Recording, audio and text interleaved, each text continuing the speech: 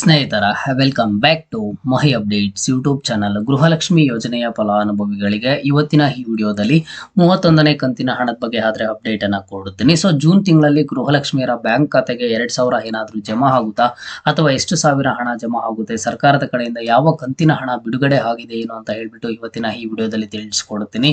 Video ಖಂಡಿತವಾಗ್ಲೂ help ಆಗುತ್ತೆ. ವಿಡಿಯೋನ ಕೊನೆಯವರೆಗೂ ನೋಡಿ ಅಂಡ್ ಹಾಗೇನು ಚಾನಲ್ಗೆ ಲೈಕ್ ಸಬ್ಸ್ಕ್ರೈಬ್ ಅನ್ನ ಮಾಡ್ಕೊಳ್ಳಿ. ನೋಡಿ, ಗೃಹಲಕ್ಷ್ಮಿ ಯೋಜನೆಯ ಫಲಾನುಭವಿಗಳು ಸಾಕಷ್ಟು ಜನ ಪ್ರತಿನಿತ್ಯ ಕೇಳ್ತಿರುವಂತದ್ದು ನಮ್ಗೆ 31ನೇ ಕಂತಿನ ಹಣ ಯಾವಾಗ ಜಮಾ ಆಗುತ್ತೆ ಏನು ಅಂತ ಹೇಳ್ಬಿಟ್ಟು.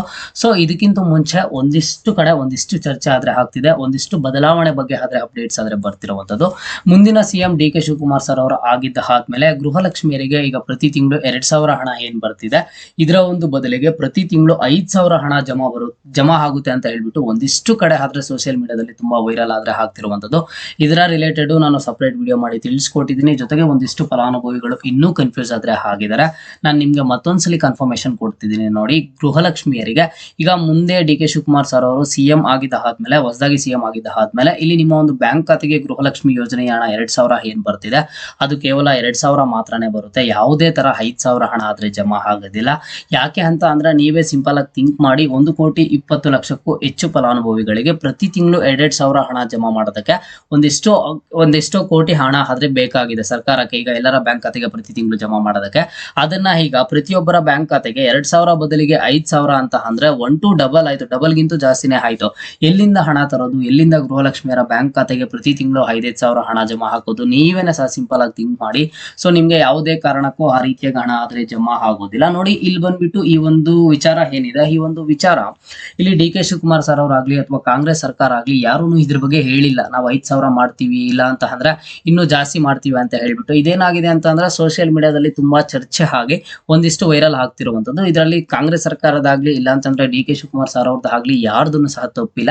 ಸೊ ನೀವ್ ಯಾರೂ ಗೃಹಲಕ್ಷ್ಮಿ ಯೋಜನೆಯ ಹಣ 5,000 ಬರುತ್ತೆ ಅಂತ ಆದ್ರೆ ಅನ್ಕೊಳ್ಳೋದಕ್ಕೆ ಹೋಗ್ಬಿಡಿ.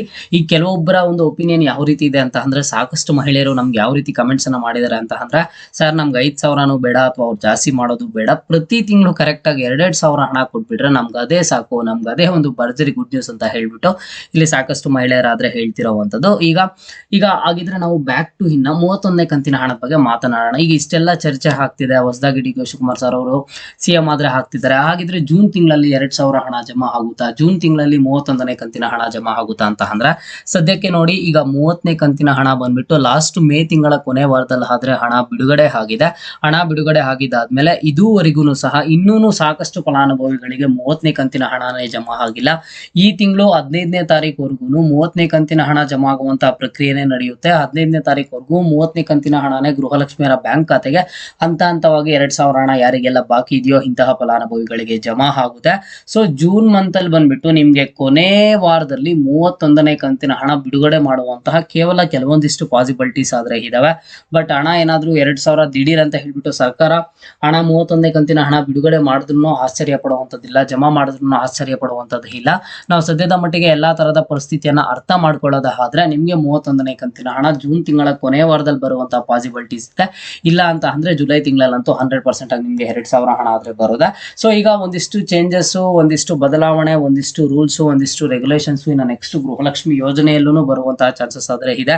ಮುಂದಿನ ಸಿಎಂ ಹೊಸದಾಗಿ ಡಿ ಕೆ ಶಿವಕುಮಾರ್ ಸರ್ ಅವರಾಗಿದ್ದ ಆದ್ಮೇಲೆ ಅಂಡ್ ಜೊತೆಗೆ ನಮ್ಗೆ ಅಬ್ಸರ್ವ್ ಮಾಡೋದಾದ್ರೆ ರೀಸೆಂಟ್ ಆಗಿ ಅಪ್ಡೇಟ್ಸ್ ಎಲ್ಲ ಬಂದಿತ್ತು. ಏನ್ ಅಪ್ಡೇಟ್ಸ್ ಬಂದಿತ್ತು, ಈ ಗೃಹಲಕ್ಷ್ಮಿ ಯೋಜನೆಯ ಹಣ ನಾವು 2,000 ಹಣ ಏನ್ ಜಮಾ ಮಾಡ್ತಿದ್ವಿ, ಇದು ಬಂದ್ಬಿಟ್ಟು ಈಗಾಗಲೇ ಕೆಲವೊಂದಿಷ್ಟು ಮಹಿಳೆಯರು ಮೃತಪಟ್ಟಿದ್ರು ಅವರ ಒಂದು ಬ್ಯಾಂಕ್ ಖಾತೆಗೆ 2,000 ಹಣ ಹೋಗ್ತಿದೆ, ಅಥವಾ ಟ್ಯಾಕ್ಸ್ ಪೇಯರ್ಸ್ ಯಾರಾದ್ರೂ ಇದೆ ಅವರಿಗೆ 2,000 ಹಣ ಹೋಗ್ತಿದೆ, ಒಂದೇ ಮನೆಯಲ್ಲಿ ಅತ್ತೆಗೂ 2,000 ಹಣ ಹೋಗ್ತಿದೆ, ಸೊಸೆಗೂ 2,000 ಹಣ ಹೋಗ್ತಿದೆ ಅಂತ ಹೇಳ್ಬಿಟ್ಟು ಇದೆಲ್ಲ ಆಗ್ತಿದೆ. ಹಾಗಾಗಿ ನಾವು ಬಯೋಮೆಟ್ರಿಕ್ ಅನ್ನ ಇದನ್ನ ಅಪ್ಡೇಟ್ ಅನ್ನ ಮಾಡಿಸ್ಬೇಕು ಅಂತ ಹೇಳ್ಬಿಟ್ಟು ಒಂದು ರೂಲ್ ಅನ್ನ ತರ್ತೀವಿ. ಅದನ್ನ ಮಾಡಿಸಿದಾಗ ಇಲ್ಲಿ ಎಷ್ಟು ನಮ್ಗೆ ಹಣ ಆದ್ರೆ ಲಾಸ್ ಆಗ್ತಿದೆಯೋ, ಎಷ್ಟು ಹಣ ಈ ರೀತಿ ಹೋಗ್ತಿದೆಯೋ ಅದನ್ನೆಲ್ಲಾನು ನಾವು ಕಂಟ್ರೋಲ್ ಮಾಡಬಹುದು ಅಂತ ಹೇಳ್ಬಿಟ್ಟು ಸರ್ಕಾರನು ಇದ್ರ ಬಗ್ಗೆ ಹೇಳಿರೋದ್ರಿಂದ ಅದ್ರ ಬಗ್ಗೆ ಒಂದಿಷ್ಟು ವಾದ ವಿವಾದಗಳು ನಡೀತಿರುತ್ತೆ, ಜೊತೆಗೆ ಒಂದಿಷ್ಟು ಅಪ್ಡೇಟ್ಸ್ ಆದ್ರೆ ಆಗ್ತಿರುತ್ತೆ. ಹಾಗಾಗಿ ನೀವೇನಾದ್ರೂ ಪ್ರತಿ ತಿಂಗಳು ಗೃಹಲಕ್ಷ್ಮಿ ಯೋಜನೆಯ ಹಣ ವೆಯ್ಟ್ ಮಾಡ್ತಿದ್ರೆ 30ನೇ ಕಂತಿನ ಹಣ ಈಗಾಗಲೇ ನಿಮ್ಮ ಒಂದು ಬ್ಯಾಂಕ್ ಖಾತೆಗೆ ಬಂದಿದ್ರೆ, ಈಗ ನೆಕ್ಸ್ಟ್ 31ನೇ ಕಂತಿನ ಹಣಕ್ಕೆ ಮಾತ್ರ ನೀವು ಸ್ವಲ್ಪ ವೆಯ್ಟ್ ಮಾಡಬೇಕಾಗುತ್ತೆ. ಅಂಡ್ ನೆಕ್ಸ್ಟ್ 32, 33 ಅದೆಲ್ಲ ಪ್ರತಿ ತಿಂಗಳು ಹಂತವಾಗಿ ಜಮಾ ಮಾಡ್ತಾ ಹೋಗ್ತಾರೆ. ಈಗ ನೆಕ್ಸ್ಟ್ ನಿಮ್ಗೆ 31ನೇ ಕಂತಿನ ಹಣ ಬರುವಂತದ್ದು ಸ್ವಲ್ಪ ಡಿಲೇ ಆಗುತ್ತೆ. ಅಂಡ್ ಇನ್ನೊಂದೇನು ಅಂತಂದ್ರೆ, ಸಾಕಷ್ಟು ಕಡೆ ಜನ ಹೇಳ್ತಿದ್ದಾರೆ 31ನೇ ಕಂತಿನ ಹಣ ಬಿಡುಗಡೆ ಆಗ್ಬಿಟ್ಟಿದೆ, ಈಗ ಜೂನ್ ತಿಂಗಳಲ್ಲಿ 2,000 ಬರುತ್ತೆ, 4,000 ಬರುತ್ತೆ ಅಂತ ಹೇಳ್ಬಿಟ್ಟು. ಜೂನ್ ತಿಂಗಳಲ್ಲಿ 4,000 ಅಂತೂ ಕನ್ಫರ್ಮ್ ಆಗಿ ಬರೋದಿಲ್ಲ. ಈಗ ನಿಮ್ಗೆ 2,000 ಬರೋದು ಏನಿದೆ ಅದು ಬರುವುದನ್ನ ಬಹುತೇಕ ಸ್ವಲ್ಪ ಡೌಟ್ ಆಗಿರುವಂತದ್ದು, ಸ್ವಲ್ಪ ಡಿಲೇ ಆದ್ರೆ ಆಗ್ಬೋದು. ಹಾಗಾಗಿ ಈಗಾಗಲೇ 30ನೇ ಕಂತಿನ ಹಣ ಜಮಾ ಆಗಿರುವಂತಹ ಫಲಾನುಭವಿಗಳು ಸ್ವಲ್ಪ ವೆಯ್ಟ್ ಮಾಡಿ 31ನೇ ಕಂತಿನ ಹಣಕ್ಕಾಗಿ. ಅಂಡ್ 30ನೇ ಕಂತಿನ ಹಣ ಯಾರಿಗಾದ್ರೆ ಬಂದಿಲ್ವೋ ನಿಮ್ಗೆ ಇನ್ನ ವಿತಿನ್ ಈ ತಿಂಗಳು 15ನೇ ತಾರೀಕು ಒಳಗಡೆ 99% ಆಫ್ ದಿ ಫಲಾನುಭವಿಗಳಿಗೆ ಎಲ್ರಿಗೂ ಸಹ ಜಮಾ ಆಗುತ್ತೆ. ಓಕೆನಾ.